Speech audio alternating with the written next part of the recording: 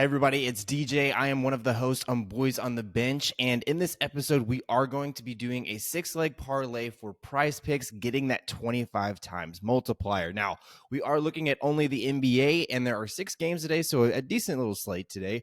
So let's go ahead and jump into this. And the first game we have here are the Celtics versus the Pacers. One person that I really like in this matchup is Jason Tatum going over 39.5 points plus rebounds. If we look at how the Pacers fare against the power forward position, they rank near the bottom in everything, last in points and then fifth in rebounds allowed. And a big thing that they do is allow a lot of points, 2 points inside the paint. They're very good at defending, but inside the paint is where they allow a lot of points there. Now, looking at how he's done in the past, he had faced them this last game versus them, had 38 points and 13 rebounds. So really going over that number with 51 total. So them setting their line at 39.5, I feel like it's fairly low for Jason Tatum. So really like him here in this matchup. Now, another player that I like here is that's Miles Bridges going over 2.5 3-pointers made. He is playing the Chicago Bulls, who is kind of middle of the pack at defending power forwards, allowing the 12th least amount of points to that position. So yeah, kind of middle of the pack.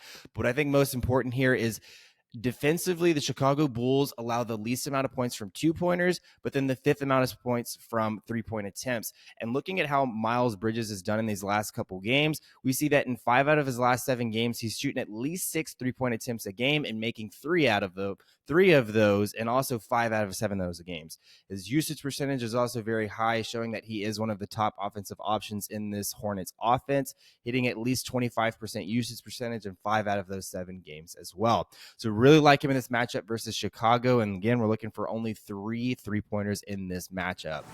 Now, on the other side of the ball, I really like Coby White going over 10.5 rebounds plus assists in this matchup. And they've played each other twice this season, and in both games, we've seen Coby White hit numbers of 14 and 16 in both of these regards, having 6 assists and 10 rebounds in their last matchup, which is this last game, but then also having 5 assists and 9 rebounds, putting him also at the over on this line. So we see that he's having to defend Terry Rozier, who in this matchup, and Terry Rozier is putting up a lot of shots. They do have a decent pace of play between the two of them. So I do expect a lot of shots going up, Coby White having to defend him. And I do think that he's going to see a lot of usage on the court. This last one, he was only 10 seconds shy of 40 minutes. And then the matchup before that, he saw 38 minutes as well. So I think he's going to be on the court quite a bit. And this number at 10.5 is quite low. So I do expect it to get bumped. So you better go ahead and jump on it. Also, not to mention, Charlotte currently ranks bottom 10 in both assists and rebounds allowed to the point guard position. So, again, another favorable matchup here for Coby White. Moving on to the next game, and that's Oklahoma City versus the Washington Wizards. And in this matchup, I like Danny Avdija going over 6.5 rebounds. Oklahoma City is really just a bad rebounding team, and versus a small forward position, which Avdija is, they rank bottom 10. They're currently 10th in the league in rebounds allowed to the small forward position. And looking at kind of how Avdija has done in his last couple games, he has hit this line in 3 out of his last 5.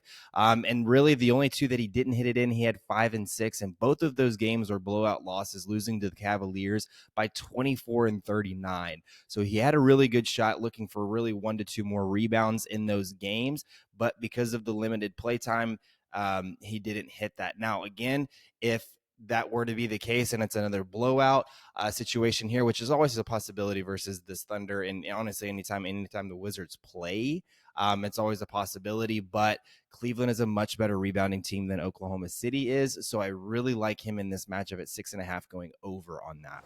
Now, moving on to the next matchup versus the Bucks and the Jazz. This is a game that I'm going to be picking 2 players in. The first player that I will be picking, though, is Giannis Antetokounmpo going over 19.5 rebounds plus assists. So looking at how the Jazz are versus kind of the power forward and center position, they do decently well against defending the assists and rebounds to opposing players, allowing the 16th least assists and 7th least rebounds. But I like Giannis in this matchup. They are going to be without Damian Lillard in this game, so I do think that his assist numbers are going to go up as opposed to previous weeks. So looking at his last 5 games, his assists is 2, 7, 8, 11, and 5. So kind of averaging a little bit anywhere from 5 to 6 assists. And I do think we see him going probably 7 or 8 assists in this game, meaning that we're really only needing about 12 rebounds, which he's hit 4 out of his last 5 games. And line being at 19.5, he has hit this in 3 out of his last 5, with 2 of them coming at 19. So again, very close. We're one number off, but I think without Damian Lillard, this just feels a little bit too easy versus this Jazz team. Now, on the other side of the ball, it's Colin Sexton going over 17.5 points. The Milwaukee Bucks have been so bad against defending the point guard position, allowing the 6th most points to that position as well, with most of those points coming from 2-pointers, where we see Colin Sexton taking a lot of his shots there. And also looking at his recent game log, he does fairly well. Unless it's a blowout matchup, they do take him out very early if it is a blowout. I don't expect that being the case necessarily in this matchup, especially with them missing Damian Lillard. As I mentioned earlier, he has hit the over of 17.5 in his last 7 matchups. The 2 that he didn't hit in his last 10 or his last 9, I apologize, he only played 18 minutes and 20 minutes, and those were because of blowout losses of 30 plus points.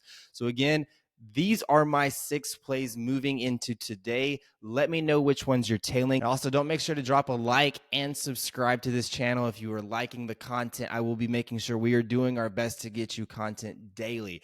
Also, make sure you're following us on all other social media accounts such as Instagram and X as well. We are posting content in there daily. Anyways, I will see y'all next time.